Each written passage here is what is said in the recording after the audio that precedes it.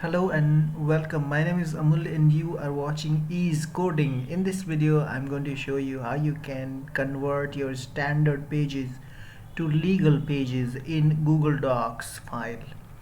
So this is Google Docs and go to File, then go to Page Setup, and under Page Setup, select Whole Document, Portrait, and then from here you can select Legal. It might be anything, A4, but this is legal. You can see it is slightly different than the A4 size.